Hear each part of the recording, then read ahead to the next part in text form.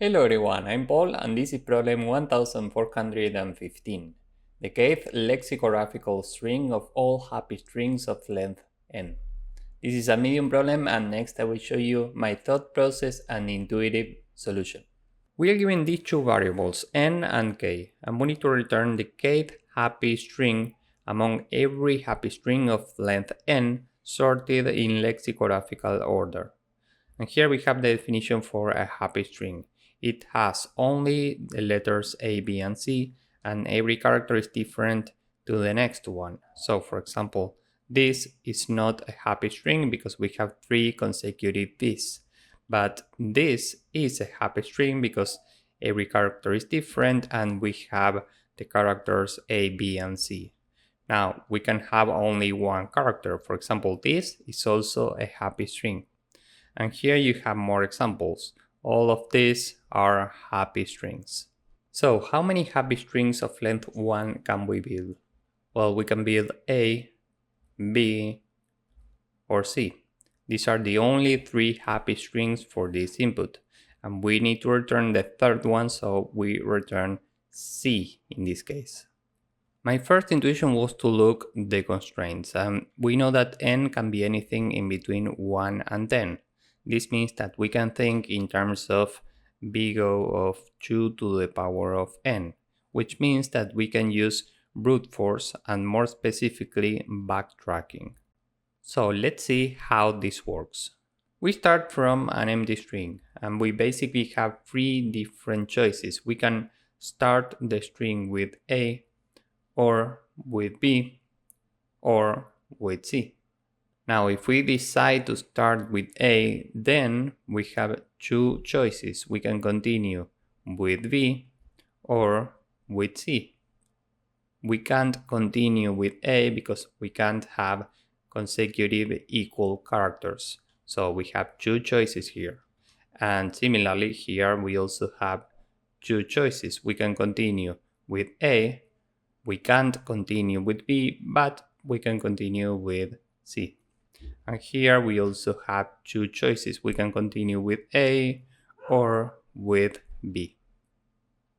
Now from here we have 2 choices again. We can continue with A and get A, B, A, or with C and get A, B, C. We can't continue with B because if we do this, we get A, B, B with 2 consecutive B's.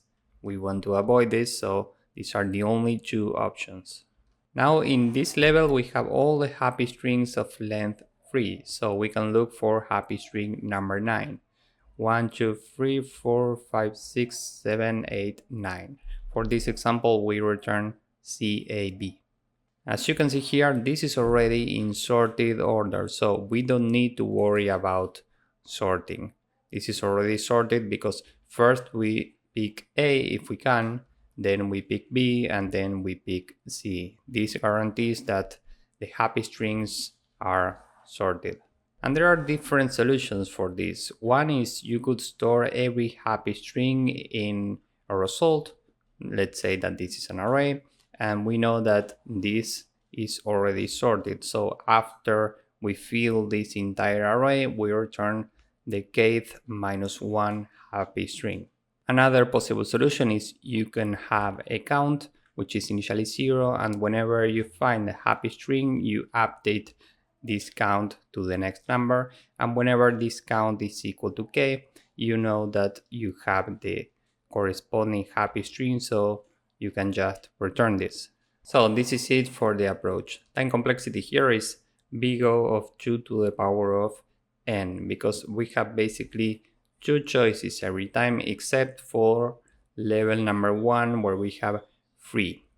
So this is technically big O of 3 times 2 to the power of n minus 1, which is basically the same as big O of 2 to the power of n. And space complexity is big O of 2 to the power of n if you store every happy string in an array, or big O of n if you use a count, and this is because of the call stack, which is given by the height of this tree, which is n in this case. Okay, the height here is given by the length of the happy strings that we are building. So with this in mind, now let's go with the code. Here we are using an array because I think that this is more intuitive. We are storing every happy string of length n here. And we need a function. We will call this bt for backtracking, and we will keep track of the current string every time. Here our base case is if we reach the required length, meaning if the length of current is exactly equal to n. Because if this is the case, we add to the result the string and return. Now we need to iterate every character in the characters A, B, and C.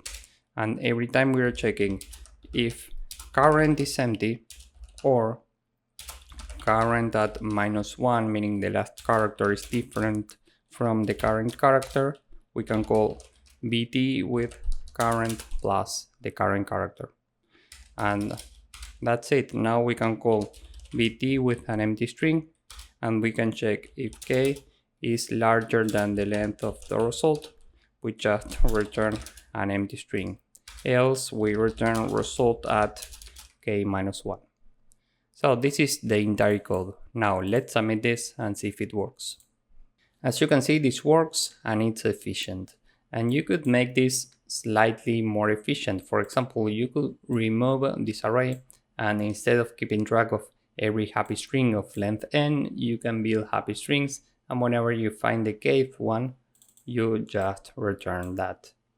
But I think that this is intuitive and enough for this problem. So if you found this useful, please drop a like, subscribe, and see you in the next one. Bye bye.